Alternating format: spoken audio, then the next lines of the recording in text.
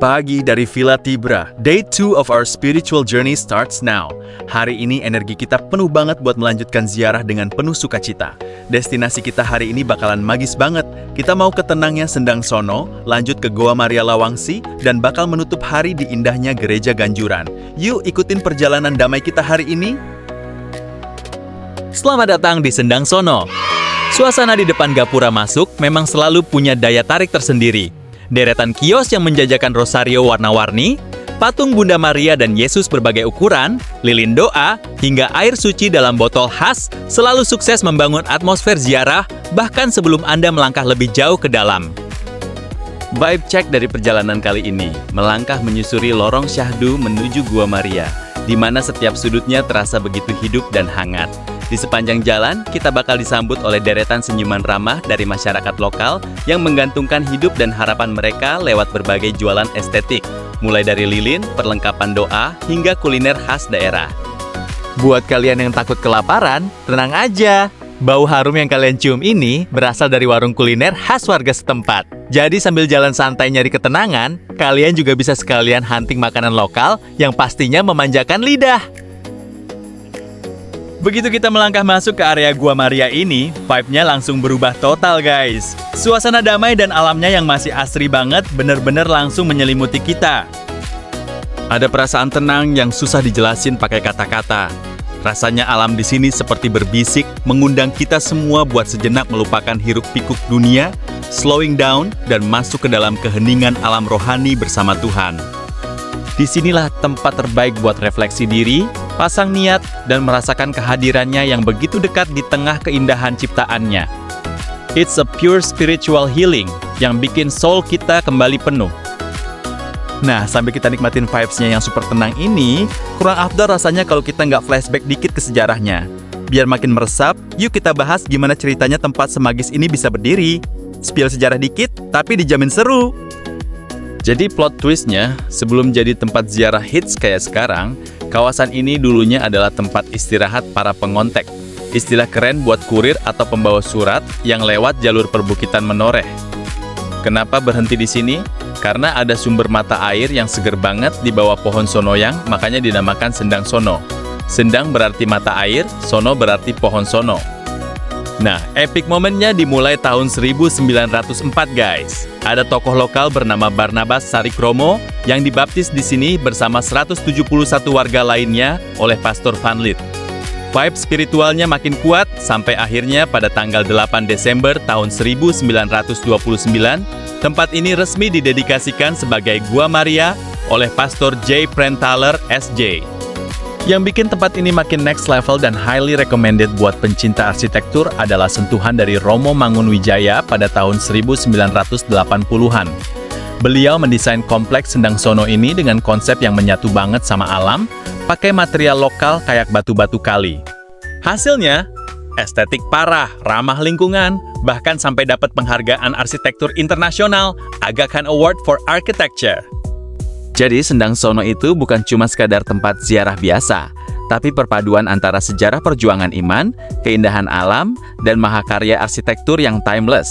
Makanya, nggak heran kalau energi positif di sini selalu sukses bikin siapapun yang datang ngerasa recharge. Oke, yuk kita lanjut jalan lagi.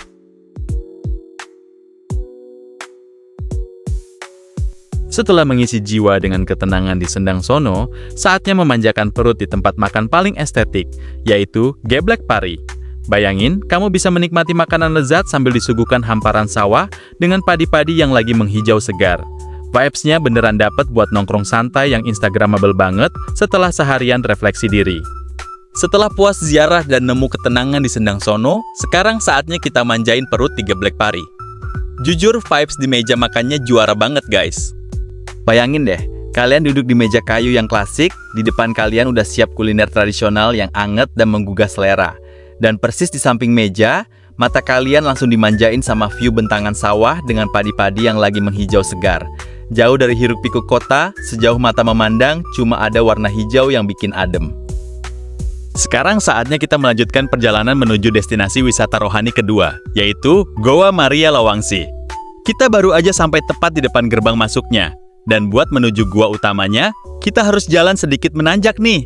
persiapan fisik sedikit buat dapetin pengalaman spiritual yang lebih berkesan. Jadi, yuk kita lanjutin perjalanan ini. Nah, banyak yang belum tahu nih. Tempat ini dulunya adalah goa alami yang dipenuhi kelelawar. Makanya warga lokal nyebutnya Gua Lawa. Idenya sendiri udah ada dari tahun 1988, tapi baru resmi dibuka dan diresmikan sebagai tempat ziarah pada tahun 2013. Serunya lagi, proses pembersihannya itu murni gotong royong umat dan warga lokal pakai alat tradisional selama hampir setahun. Bahkan, arsitektur kapel di sini mempertahankan bentuk batu karas alami sesuai saran arsitek legendaris Indonesia Romo Mangunwijaya. Keren banget kan? Terus, kenapa sih dibangun di sini? Secara harfiah, nama Lawangsi itu punya arti yang dalam banget. Lawang artinya pintu dan Asi artinya kasih sayang. Jadi, tujuannya dibangun sebagai pintu kasih sayang. Tempat bagi siapa saja, khususnya umat Katolik untuk datang, berdoa, dan merasakan ketenangan spiritual melalui perantaraan Bunda Maria sebagai gerbang surga. Di sini juga ada mata air alami di dalam goa yang sering dipakai peziarah untuk memohon keberkahan dan kesembuhan. Vibes-nya beneran magis dan bikin hati langsung plong.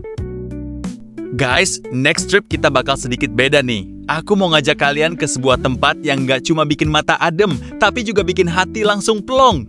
Spiritual healing is real. Kita mau ke gereja dan tempat ziarah hati kudus Tuhan Yesus Ganjuran.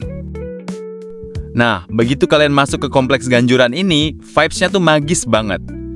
Bayangin aja, ini adalah gereja Katolik, tapi arsitekturnya kental banget sama budaya Jawa dan Hindu Jawa. Gereja utamanya berbentuk joglo terbuka, jadi angin sepoi-sepoi pedesaan Bantul tuh beneran kerasa. Di sini, inkulturasi budayanya juara banget. Gak heran kalau tempat ini jadi salah satu spot ziarah paling ikonik dan dicari sama peziarah dari seluruh Indonesia. Dan centerpiece-nya di kompleks ini adalah Candi Hati Kudus Tuhan Yesus. Yup, kalian gak salah dengar. Ada candi di dalam kompleks gereja. Di dalam candi ini, ada patung Tuhan Yesus yang digambarkan memakai busana kebesaran Raja Jawa. Unik banget kan? Di sini biasanya para peziarah duduk bersila di pelataran candi, menyalakan lilin, dan berdoa dengan sangat khusyuk diiringi suara gemercik air suci. Buat kalian yang lagi butuh waktu buat recharge energi positif atau pengen ngerasain syahdunya doa dengan nuansa budaya yang kuat, Ganjuran wajib banget masuk bucket list perjalanan kalian selanjutnya.